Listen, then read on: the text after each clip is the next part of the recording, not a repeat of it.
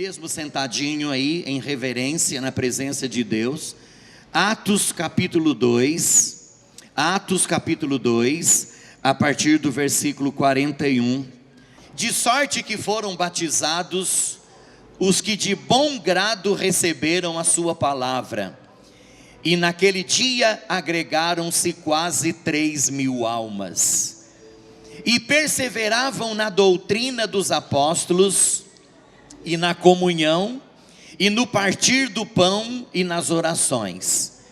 Em cada alma, em cada pessoa, havia temor, e muitas maravilhas e sinais se faziam pelos apóstolos.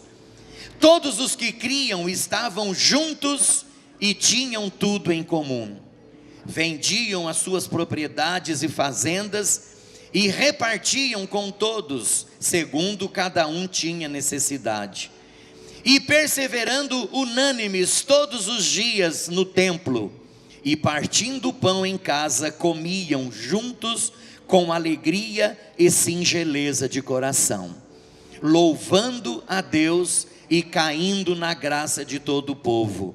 E todos os dias acrescentava o Senhor à igreja aqueles que haviam de se salvar. Glória a Deus. Irmãos queridos,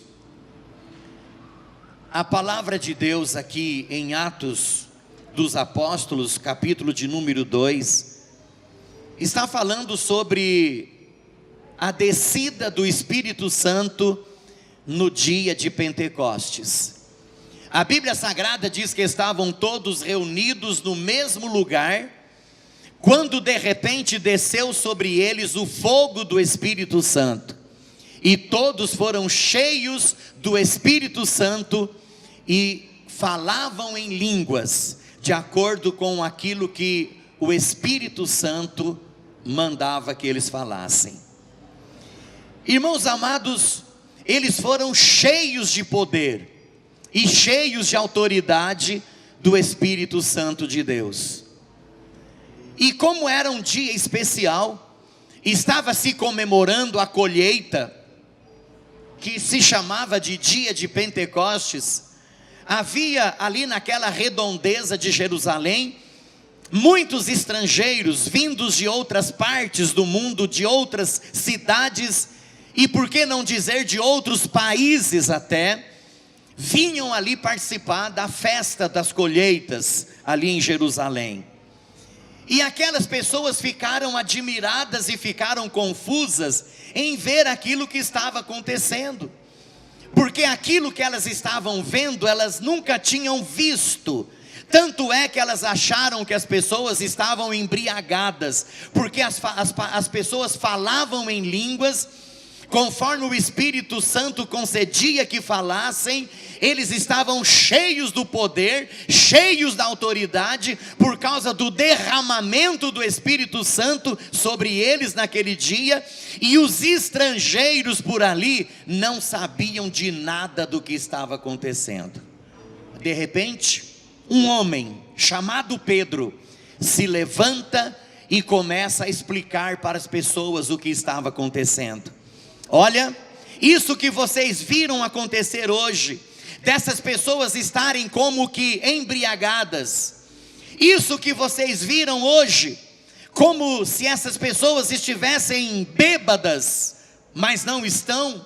Isso que vocês viram hoje, dessas pessoas estarem falando em outras línguas, em línguas estranhas, isso tudo que vocês ouviram e viram aqui, é o cumprimento da profecia de Joel, que diz que nos últimos tempos derramarei do meu espírito sobre toda a carne. Irmãos, e as pessoas ali ouvindo aquela palavra de Pedro, atentos àquilo que Pedro estava dizendo, irmãos, e de repente aquelas pessoas começaram a entender. A própria igreja de Jesus naquele dia começou a entender o mistério de Deus, e as pessoas começaram a se converter, as pessoas começaram a aceitar Jesus como Salvador. Irmãos, no primeiro lançamento da rede, quase 3.000 almas. No segundo lançamento da rede, quase 5.000 almas se converteram a Jesus naqueles dias, nos dias circunvizinhos ao dia de Pentecostes. E a igreja crescia, não somente em número, mas a igreja crescia na graça de Deus. A igreja crescia não somente em números, mas a igreja crescia em autoridade, a igreja crescia em poder concedido pelo Espírito Santo de Deus. Irmãos, e foi nessas circunstâncias que nós lemos aqui o Atos capítulo 2, a partir do versículo 41. Eles foram cheios do Espírito Santo, eles começaram a falar em línguas, conforme o Espírito Santo concedia-lhes que falassem. Eles foram batizados com o Espírito Santo naquele dia, eles foram cheios do poder de Deus naquele dia, mas outras coisas importantes também aconteceram naquele dia, e é isso que nós vamos ver agora, baseados aqui na palavra de Deus. Irmãos, nós somos cristãos de verdade? Quem aqui é cristão de verdade? Levanta a mão. Irmãos, se nós somos cristãos de verdade, se nós temos Jesus no nosso coração de verdade, nós temos algumas prioridades. Esse texto aqui está dizendo que o Espírito Santo tomou aquelas pessoas, elas foram cheias do Espírito Santo, e elas começaram a viver de uma forma diferente. Elas começaram a viver de uma forma que chamou a atenção do povo da época. Tanto é que o número de convertidos não parava de crescer, porque o povo de fora estava vendo aquilo que estava acontecendo no meio da igreja.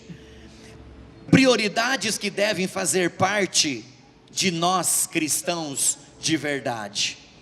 Se nós somos cristãos de verdade, alguma coisa tem que acontecer, e a primeira que nós gostaríamos de ver aqui é a pureza da palavra. Se nós somos cristãos de verdade, nós priorizamos a pureza da palavra de Deus. Olha o que diz aqui o versículo 42, diz assim: e perseveravam na doutrina. Doutrina é ensino, doutrina é palavra de Deus. E perseveravam na doutrina dos apóstolos, no ensino dos apóstolos, na pregação dos apóstolos. Eles perseveravam firmes naquilo que os apóstolos pregavam e ensinavam, que era a pureza da palavra de Deus. Irmãos, o que nós estamos querendo dizer com isso? O que nós estamos querendo dizer com isso? Hoje, a palavra de Deus, ela está sendo muito deturpada. A palavra de Deus, irmãos, ela está sendo muito mal interpretada. A palavra de Deus, infelizmente, ela está passando por um período assim, em que as pessoas não valorizam muito a palavra de Deus. A palavra de Deus, ela é sempre deixada em segundo plano. A palavra de Deus, ela é sempre deixada para depois. A palavra de Deus sempre é deixada para amanhã. Então a prioridade não é a palavra de Deus. A prioridade muitas vezes são outras coisas que ocupam o lugar da palavra de Deus. Irmãos, isso aqui que eu estou falando é uma coisa muito importante. Parece que não tem nenhuma importância, mas tem. Irmãos, todos os avivamentos que aconteceram no planeta, eles foram antecedidos por uma volta à palavra de Deus. Todos os avivamentos, se você pegar a história da igreja, para você dar uma olhadinha na história da igreja, você vai ver que todos os avivamentos que foram derramados sobre a face da terra, eles começaram com a volta à palavra de Deus. Foi quando o povo resolveu voltar para a palavra de Deus. Foi quando o povo resolveu obedecer a palavra de Deus. E irmãos, e quando o povo resolve voltar para a palavra de Deus, quando o povo resolve obedecer a palavra de Deus, quando o povo resolve andar segundo os ensinos da palavra de Deus, sabe o que acontece? O avivamento acontece. Existem salvação de almas, conversão de almas, e a igreja cresce, porque a palavra de Deus está sendo pregada, está sendo anunciada. Então, irmãos, quando a gente lê aqui que eles perseveravam na doutrina dos apóstolos, isso é muito importante. Eles perseveravam no ensino dos apóstolos. Eles tinham motivo para não andar segundo o ensino dos apóstolos? Eles tinham, irmãos, até por causa da perseguição. Até por causa da perseguição. Eles tinham motivo de sobra para não obedecer os apóstolos. Não, eu não quero isso para mim não. Eu vou querer morrer por esse homem aí, por esse tal de Jesus? De jeito nenhum.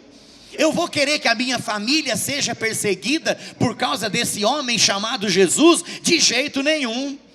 Eu vou correr o risco de ser preso por amor a esse tal de Jesus? De jeito nenhum. Mas, irmãos, a Bíblia Sagrada diz que a experiência que eles haviam tido com Deus tinha sido uma experiência tão maravilhosa. A experiência que eles haviam tido com a palavra de Deus havia sido tão maravilhosa que eles estavam dispostos a tudo, até mesmo a morrer por amor a Jesus, até mesmo a morrer pela palavra de Deus. Então, irmãos, vamos voltar para a Bíblia. Vamos voltar para a palavra. Vamos deixar as teorias de lado. Vamos deixar os pensamentos falsos de lado.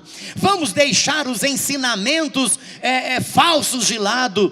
Vamos deixar as teorias que muitas vezes levam à destruição de lado. E vamos voltar à pureza da palavra de Deus.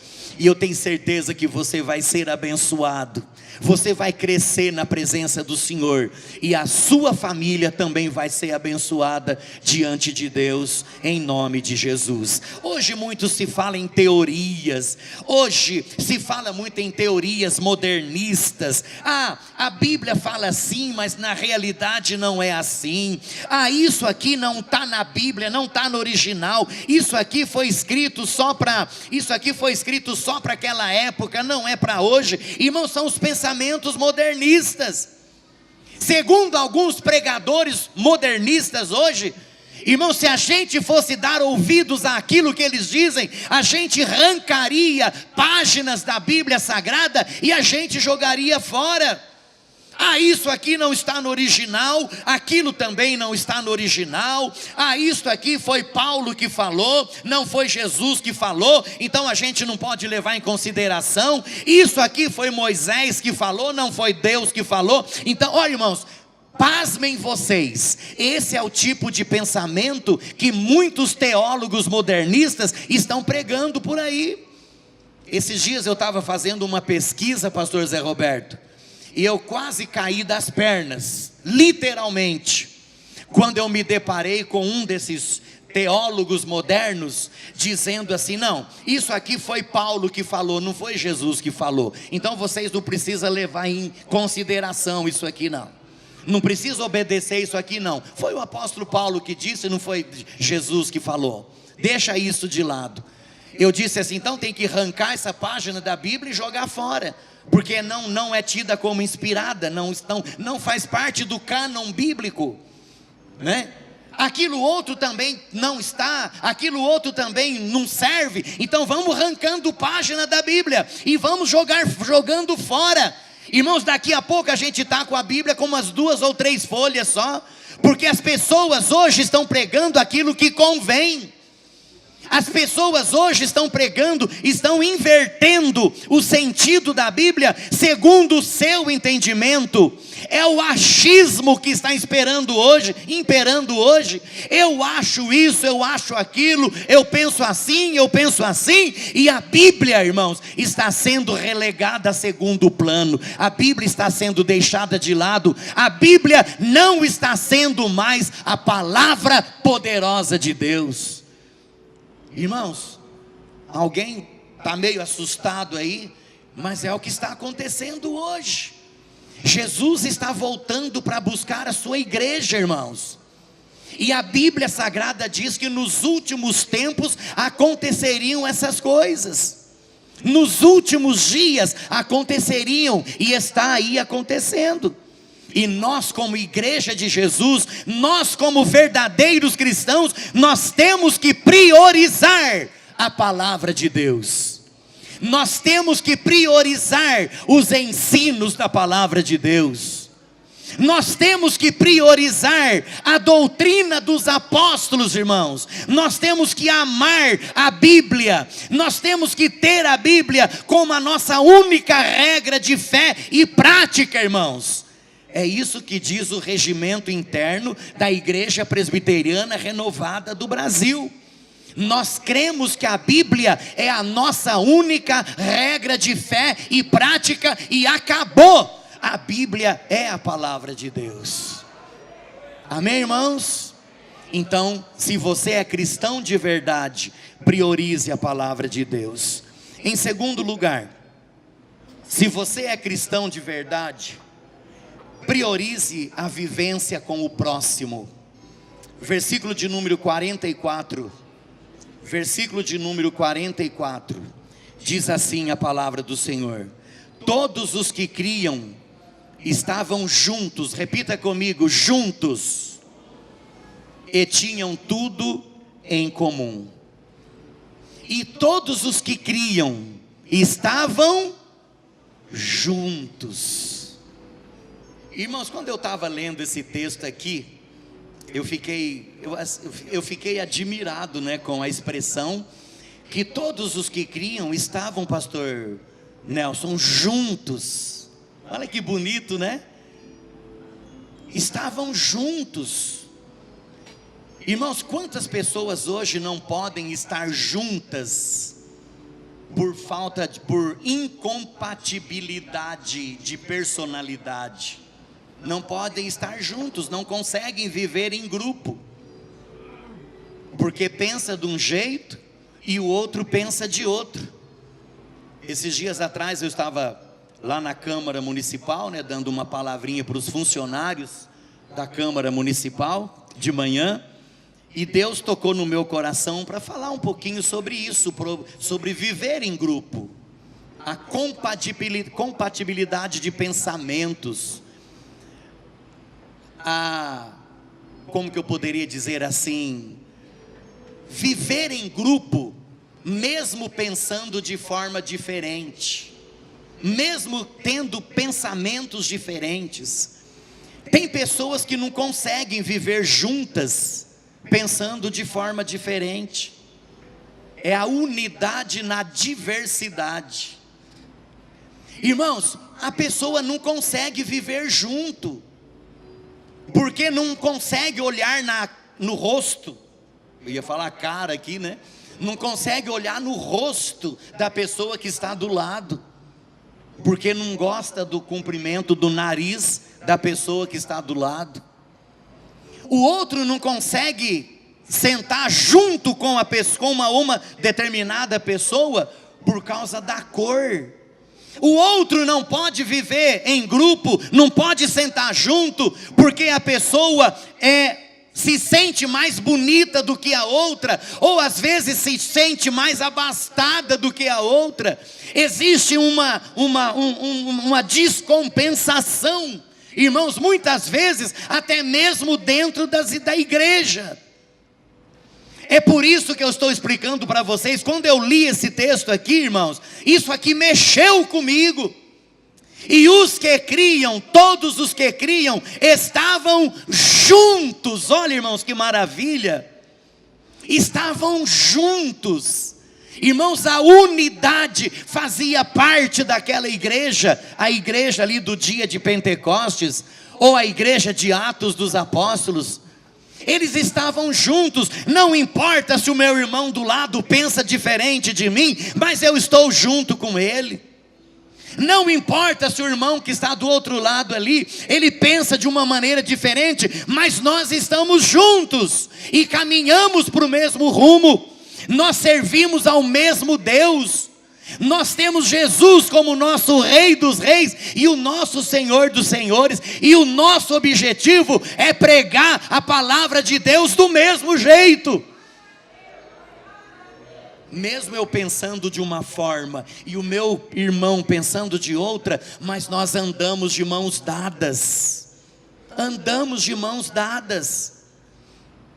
Irmãos, nós precisamos disso na igreja de hoje.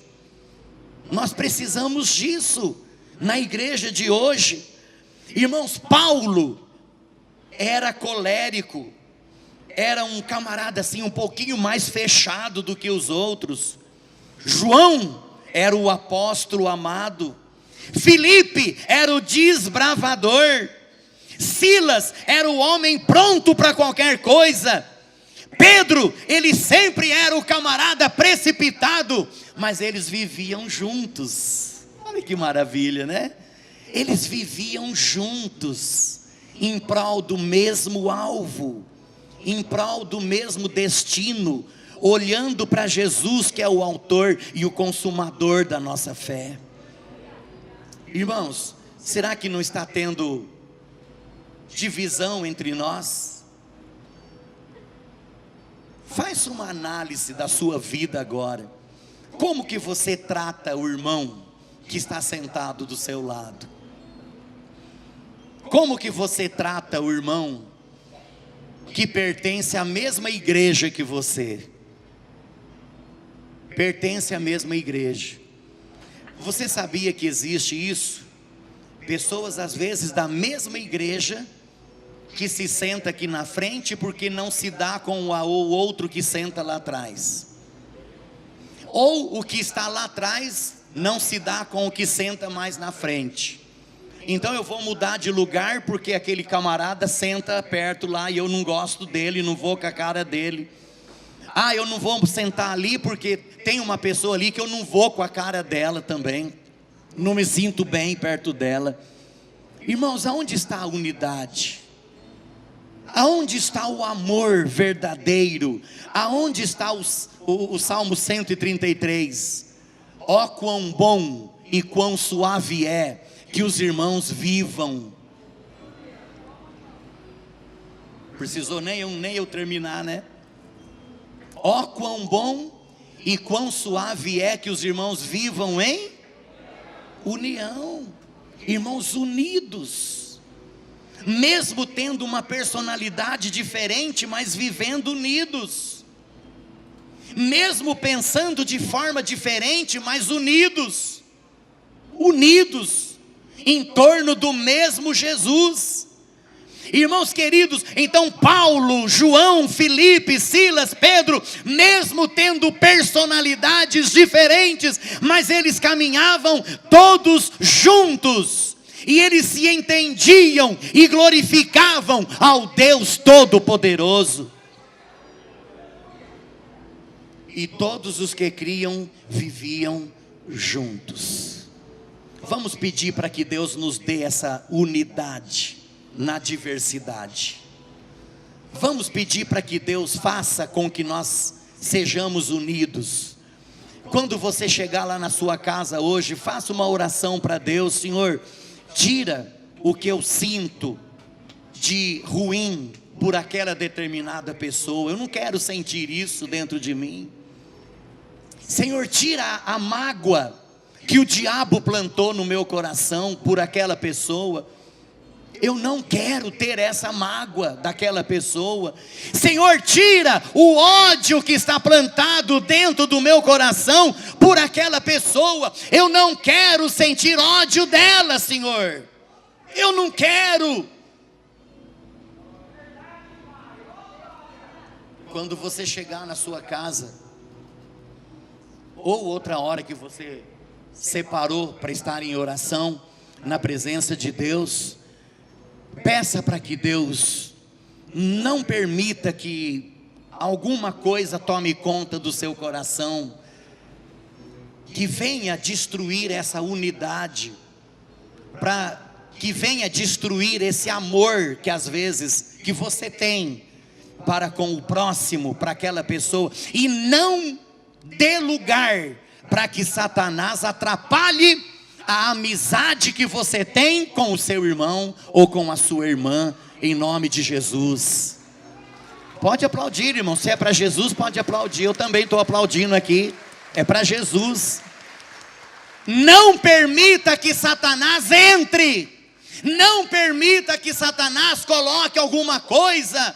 Não permita que Satanás plante uma sementinha de ódio dentro do seu coração. Não permita que Satanás plante uma sementinha de amargura dentro do seu coração. Não permita, em nome de Jesus. E se você perceber que o inimigo conseguiu plantar, peça para Jesus tirar em nome de Jesus. Peça para Deus tirar em nome de Jesus. E peça para que Deus dê a bênção de você viver unido, viver junto com as pessoas que são diferentes de você. Como a igreja primitiva vivia, e estavam todos juntos e tinham tudo em comum. Amém, irmãos? Então, se você é um verdadeiro cristão, viva com o próximo junto, viva com o próximo em unidade, e o nome do Senhor vai ser glorificado. Irmãos, em terceiro lugar, já estou terminando, a outra prioridade que deve fazer parte do nosso viver como verdadeiros cristãos é a oração. É a oração, é a comunhão com Deus, vida de oração na presença de Deus. Irmãos, a gente costuma falar que a oração é o nosso combustível espiritual. Assim como um carro, ele não consegue andar sem a gasolina, sem o álcool, sem o gás, ou sem a eletricidade, né? Que hoje tem essas outras perspectivas aí para que o carro possa andar.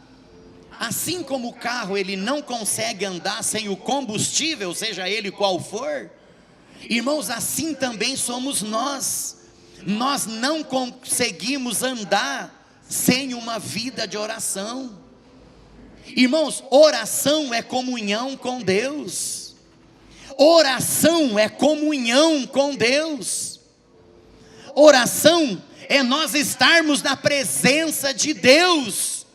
Irmãos, eu não sei como tem pessoas que conseguem viver uma vida cristã sem orar, sem ajoelhar na presença do Senhor, sem separar um momento de oração na presença de Deus. Como consegue viver? Irmãos, a oração é o nosso combustível, a oração é a nossa vitamina, a oração é a maneira com que a nossa comunhão cresce diante de Deus a cada dia.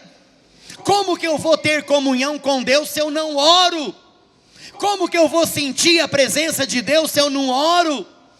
Como que eu vou ter poder na minha vida espiritual se eu não oro?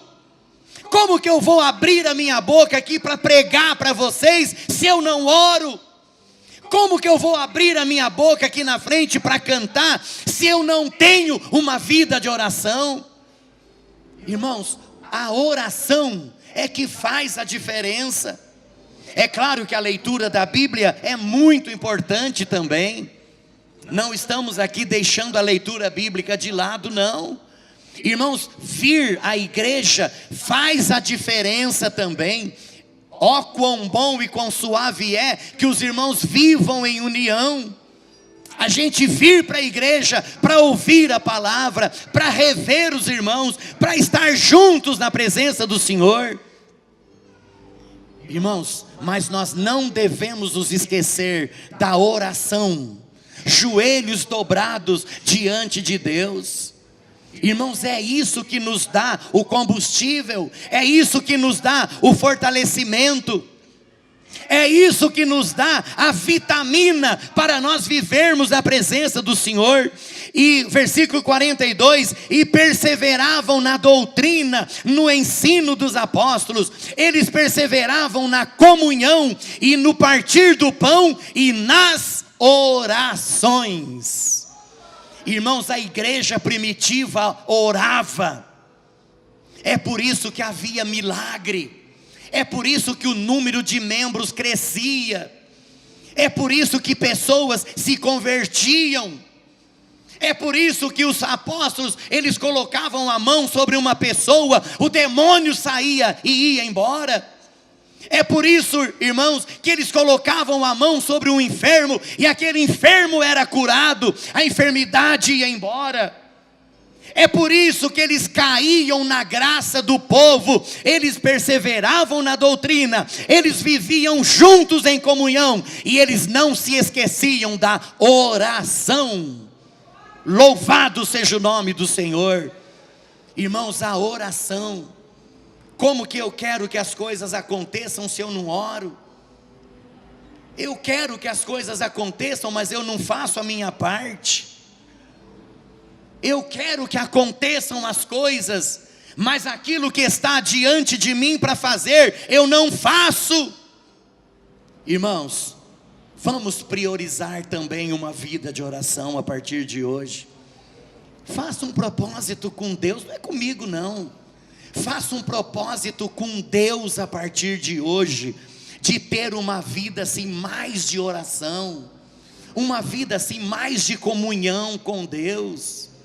Você vai ver como vai ser muito diferente a sua vida, vai ser muito diferente daqui para frente, a partir desse momento, a sua vida, a sua maneira de viver, a sua maneira de ver as coisas acontecendo dentro da sua casa, as coisas acontecendo na igreja, as coisas acontecendo no trabalho, as coisas acontecendo dentro da família. Irmãos, vida de oração. Perseveravam na doutrina dos apóstolos, perseveravam na comunhão, andavam juntos, perseveravam no partir do pão, se alimentavam juntos e na oração. Versículo 43, e em cada um havia temor, e muitas maravilhas e sinais se faziam pelos apóstolos. Nós somos cristãos de verdade, então é assim que nós devemos andar. Nós somos cristãos de verdade, é isso que nós devemos fazer. Nós somos cristãos de verdade, nós temos que fazer a diferença onde nós estivermos. Nós somos cristãos de verdade, as pessoas têm que olhar em nós e sentir desejo de ser como nós somos. Se as pessoas não estão tendo desejo de ser como nós, é porque nós não estamos vivendo como deveríamos viver. A partir do momento que nós andarmos como verdadeiros cristãos, as pessoas, elas passarão a ter interesse pelas coisas de Deus. Elas vão ter interesse pelas coisas de Deus, e o nome do Senhor Jesus vai ser glorificado.